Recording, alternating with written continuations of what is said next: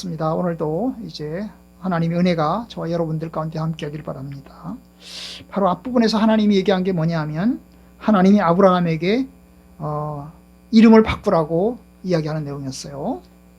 아브라함에서 아브라함이라고 이름을 바꿔라. 그러면서 하시는 말씀, 너희들이 많은 무리의 조상이 될 거다. 많은 자손, 많은 민족의 조상이 될 거다. 그러면서 이름을 바꾸라고 하나님이 얘기하셨어요. 내가 너하고 언약을 맺는다. 그 언약에 따라서 너에게 많은 민족의 조상이 되게 할 거니까 너의 이름을 아브라함이라고 바꿔라. 아브라함은 사실 이스마엘로 만족하고 있었죠. 이스마엘로 만족하고 있었어요. 그런데 하나님이 이 많은 민족의 조상이라고 얘기할 때는 이스마엘로 이루어지는 조상을 얘기하는 게 아니고 또 다른 민족을 얘기하는 겁니다. 그게 어디 나오냐 하면 바로 우리가 이제 읽지 않았지만 다음 구절에 가면 사라까지 이름을 바꾸라 그래요. 사레인데 원래 이름은 사레인데 사라까지 이름 바꾸라 그래요. 그러면서 사라를 바꾸라고 하면서 하나님 뭐라고 얘기하냐면 사라를 통해서 많은 민족을 하나님이 주겠다고 약속을 하고 있는 것을 봅니다. 자, 그 말씀 사이에 아브라함 이름을 바꿔라, 사라 이름을 바꿔라, 그 말씀 사이에 하나님이 이제 할 일에 대한 이야기를 하고 있는 것을 봅니다. 우선 하나님 말씀을 보죠. 하나님 말씀 보면 우리가 읽은데 보면 17장 이제 뭡니까? 9절을 보면 하나님이 또 아브라함에게 이르시되 너는 내 언약을 지키고 네 후손도 대대로 지키라. 여기 보면 이제 너는 내 언약을 지켜라. 그래서 지켜라. 바로 앞에서는 뭐라고 했죠? 내가 너하고 언약을 맺는다. 언약을 맺는다. 그래서 내가 내 언약을 지키겠다. 하나님 그렇게 얘기했어요. 내가 너하고 언약, 약속을 맺겠다. 그래서 그 약속을 내가 지키겠다. 그러면서 이름 바꾸라고 얘기했거든요. 그런데 여기서 보면 뭐라고 했죠? 여기서는 뭐예요? 이제 너도 언약을 지켜라. 내가 너한테 언약을 맺어서 내가 약속을 지킬 테니까 너도 약속을 지켜라. 너도 언약을 지켜라. 그리고 너의 후손들도 언약을 대대로 지켜야 된다. 그러면서 하나님이 이제 약속하고 있는 거죠. 그러니까 언약은 원래 처음에 시작할 때는 하나님의 약속이었어요. 하나님의 일방적인 약속이었어요. 내가 너한테 언약을 맺어서 그 약속을 지키겠다. 이게 일방적이죠. 그죠? 일방적이죠. 그런데 하나님이 이제 그 다음에 뭐라고 얘기하죠? 이제 너도 언약을 지켜라. 너도 언약을 지켜라. 그래서 이제 이게 일방적인 언약에서 쌍방의 언약으로, 쌍방으로 이제 지켜야 되는 언약으로 이제 넘어가고 있는 것을 보게 됩니다. 여러분, 우리도 그래요. 우리도 처음에 구원받을 때는 뭐예요? 예수님의 피로 우리를 구원하셔요. 내가 너희를 사랑해서 하나님이 우리를 사랑하사 독생자를 주셨으니 그래서 독생자가 예수님이 우리를 위해서 십자가에 죽으셔서 우리를 구원하세요. 우리가 잘나서 구원한 게 아니라 하나님의 은혜로 우리를 구원하세요. 그리고 구원한 다음 뭐라고 그래요? 구원한 다음 뭐라고 하냐면 내가 너희를 구원했으니까 이제부터는 너희들도 나의 자녀답게 커야 된다. 너희들은 나의 자녀답게 성장해야 된다. 하나님이 그걸 요구하는 거죠. 마찬가지죠? 우리 시영이도 마찬가지고 주은이도 마찬가지죠. 우리가 여러분들을 우리의 자녀로 삼았어요. 그죠? 뭐 이건 일방적인 거예요. 일방적인 거죠. 우리의 자녀로 삼았어요. 그러면서 키워요. 기저귀도 깔고 그 다음에 뭐예요? 먹이기도 하고 같이 잠자기도 하고 그러면서 키워가요. 그러면서 또 뭐라고 얘기하죠? 엄마 아빠가 뭐라고 그래? 이제 너희들은 내 자녀니까 내 자녀답게 잘 커다오. 그죠? 하나님의 사람으로 잘 커다오. 하나님을 경외하고 내 자녀답게 잘 성장해다오. 요구하는 거예요. 그죠? 이게 하나님의 은혜이면서 시작은 하나님의 은혜인데 뭐예요? 우리로 하여금 뭡니까? 또 책임을 요구하는 겁니다. 하나님이 우리에게 주셔서 우리를 구원하신 것은 우리가 아무렇게나 그냥 개망나니처럼 살라고 하는 게 아니에요. 개망나니처럼 살면 짐승이죠. 그런데 개망나니처럼 살라고 하는 게 아니고 이제 하나님의 자녀가 됐으니까 하나님의 자녀답게 성숙한 자로 살아가라. 이게 하나님이 요구하는 거죠. 내가 너에게 언약을 맺는다. 그런데 너희들도 언약을 지켜라. 언약을 지켜라. 그러면 하나님이 이제 구체적으로 아브라함에게 요구하는 언약의 표시가 뭘까요? 그게 뭐냐 하면 모든 남자는 할례를 받아라 이겁니다. 모든 남자는 할례를 받아라. 이게 하나님이 언약의 표시로서, 언약의 징표로서 하나님이 요구하는 거죠. 너희들이 내 언약을 지켜라. 그러면서 너희들 할례를 받아라. 그렇게 얘기하고 있어요. 10절, 너희 중 남자는 다 할례를 받아라. 이것이 나와 너희와 너희 후손 사이에 지킬 내 언약이니라. 그래서 내가 너희들도 언약을 지켜야 되는데 어떻게 지키느냐? 할례를 받아야 된다. 할례를 받아야 된다. 모든 남자는 할례를 받아야 된다. 이게 이제 하나님께서 언약을 지키라고 하는 표시로 요구하는 겁니다. 대상은 누구죠? 모든 남자. 아브라함의 식솔은 모든 남자. 아기도 어른도 포함해서 모든 남자. 아브라함 집에서 태어난 아브라함의 친자녀들, 그뿐만 아니라 아브라함이 돈 주고 사온 소위 노예, 종들도, 종들도, 그리고 갓난 어린 아기들도, 그리고 어른들도 모두 다 할례를 받으라는 거죠. 모두 다 할례를 받아라. 할례가 뭐죠? 요즘 우리식으로 말하면 남자의 성기, 고추를, 표피를 베어가지고 하는 포경수술과 같은 거죠. 그죠? 포경수술 같은 것입니다. 그 할례를 하나님이 요구하는 거예요. 왜 할례일까요? 여러분, 할례는 옷을 벗으면 볼 수 있는 표입니다. 세례는 안 보여요. 세례 받았는지 안 받았는지는 알 수 없지만 할례는 언제든지 확인할 수가 있어요. 자, 할례는 하나님의 약속을 받아들인다는 외적인 표시예요. 할례 받은 사람들은 자기의 몸을 볼 때마다 아, 내가 할례 받았구나. 내가 하나님의 언약 안에 속하는구나 하는 사실을 확인하게 될 거예요. 여러분, 태어난 지 8일 되는 아기가 무슨 기억력이 있나요? 아무것도 없어요. 태어난 지 8일 된 어린아기가 할례를 받는데요. 8일 된 어린아기는 아무것도 없어요. 아무것도 몰라요. 그죠? 그냥 갓난 애기예요. 그런데 엄마 아빠가 이제 할례를 시키는 거잖아요. 할례를 시키는 거예요. 그럼 할례 받은 그 어린애기는 커서 성장해 가면서 자기의 벗은 몸을 볼 때마다 뭐예요? 할례 받았다는 것을 기억하겠죠. 내가 할례 받았네. 그걸 기억하겠죠. 그죠? 그걸 가르칠 거예요. 엄마 아빠도 가르칠 거예요. 너는 할례 받았어. 하나님의 자녀야. 이걸 가르치면서 이제 하나님의 자녀답게 키워나가도록 하는 겁니다. 그런데 할례는 남자에게만 요구했어요. 여자들에게는 요구하지 않았어요. 여자들에게도 비슷한 걸 요구할 만도 한데 왜 남자에게만 요구를 했을까? 남자만 하나님의 언약에 속한다는 표시일까? 여자들은 그럼 언약에서 제외한다는 것일까? 그렇진 않아요. 여러분, 여자들은 할례를 안 받았으니까 하나님의 언약에서 그러면 제외되는, 하나님 백성에서 제외되는가? 그렇진 않아요. 그 당시에 이제 구약사회가 뭡니까? 구약사회가 부계 중심 사회이고 또한 이제 남자 중심 사회다 보니까 그걸 요구하는 거고, 또한 이제 남자가 결혼하게 되면 부인과 아내와 합해서 가정을 이루잖아요. 그죠?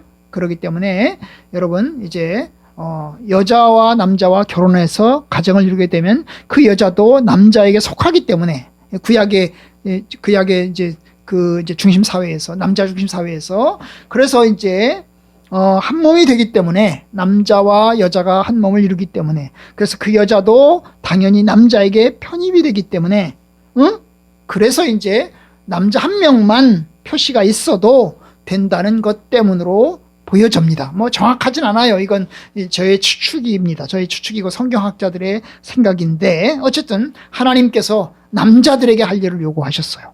남자들에게 할례를 요구하셨고, 태어난 지 8일 된 남자도 또한 돈 주고 사온 종들도 할례를 이제 요구하셨어요. 여러분, 할례는 거기다가 뭡니까? 생후 8일째 할례를 받았어요. 8일째. 왜 8일째일까? 일주일도 아니고 6일도 아니고 5일도 아니고 8일일까? 아마도 여러분 일주일 안에 아기들이 많이 죽었던 것 같아요. 일주일 좀 지나고 나면 생존 가능성이 좀 더 높아지는 것 같아요. 게다가 여러분 일주일은, 7일은 천지창조의 한 주간이에요. 천지창조를 경험하는 한 주간이에요. 6일 동안 창조하고 7째 날 안식하잖아요. 그래서 이제 8일째 되면 이제 한 주간이 지난, 천지창조와 안식일이 지난 그 한 주간을 이제 지나간 거기 때문에 그런 면에서 이제 8일째 할례를 받았을 것이다 라고 이제 생각해 봅니다. 물론 8일 된 어린 아기만 받는 건 아니죠. 돈 주고 사온 노예는 나이와 상관없이, 예를 들면 돈 주고 사왔으면 어른들도 사올 수 있잖아요. 그죠? 20대도 사올 수 있고, 요셉은 17살에 종으로 팔려갔잖아요. 그러니까 이제 이 종으로 팔려간 노예는 나이와 상관없이, 생년월일과 생일과 상관없이 어때요? 다 할례를 받는 거죠. 친자식이 아니더라도 어쨌든 돈 주고 사온 노예라 하더라도 할례를 받게 합니다. 가족만, 아들만 가족의 일원이 된다는 게 아니고 돈 주고 사온 사람도 뭡니까? 가족의 일원이 되는 거죠. 하나님의 언약의 일원이 되는 겁니다. 이걸로 보면 할례를 받는다는 말은 주인이나 종이나, 그리고 그 집에서 태어난 친자식이나 친자식이 아닌 종으로 팔려온 사람이나 평등하다는 걸 뜻하죠. 그죠? 평등하다는 걸 뜻해요.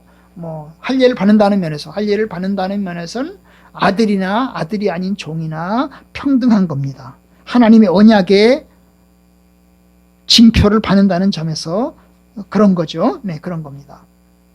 할례는 선택일까요? 하나님의 말씀에 의하면 명령입니다. 모든 사람은 할례를 받으라는 거죠. 그 집에 있는 사람은 다 할례를 받으라고 하나님이 요구하십니다. 12절, 너희의 대대로 모든 남자는 집에서 난 자나 또 너희 자손이 아니라 이방 사람에게서 돈으로 산 자를 막론하고 난 지 8일 만에 할례를 받을 것이라. 그래서 할례를 받으라는 명령을 하고 있어요. 받으라고 명령을 하고 있어요. 그러니까 선택권이 없는 거죠. 받아야 돼요. 안 받을 수 있나요? 안 받을 수도 있어요. 14절에 보면 할례를 받지 아니한 남자 곧 그 표피를 베지 아니한 자는 백성 중에서 끊어지리니 그가 내 언약을 배반했습니다. 그래서 할례를 안 받게 되면 하나님의 백성에서 끊어진다는 거예요. 하나님에게서, 하나님 백성 중에서 끊어진다는 거예요. 이 끊어진다는 말은 대가 끊어진다는 거죠. 다시 말하면 죽는다는 거예요. 죽는다는 거예요. 너희는 내 백성이 아니다. 너희는 나와 상관이 없다. 상관이 없다. 그래서 내가 너를 죽인다는 거죠. 죽인다는 거예요. 왜냐? 하나님의 언약을 배반했기 때문에. 하나님의 언약을 지키라고 말했는데 지키지 않고 그걸 거부했기 때문에 하나님이 심판하신다는 것을 뜻합니다. 그러니까 이 언약은 무서운 거죠. 할례를 받아라. 받을 사람 받고 안 받을 사람 안 받아라. 받기 싫으면 받지 말아도 그래도 괜찮아. 선택이야. 이런 게 아니죠. 이런 게 아닙니다. 하나님의 언약은 생명과 구원의 언약이죠. 그런데 여러분, 불순종하면, 그 할례를 거부하면 결국 끊어짐과 그리고 죽음과 심판의 언약이 되는 거예요. 아주 무시무시한 언약입니다. 하나님이 요구할 때 너는 지키고 너의 식솔도 지키도록 해야 된다. 참 여러분, 그런 면에서 구원은 축복이지만 또 무시무시한 축복인 거예요.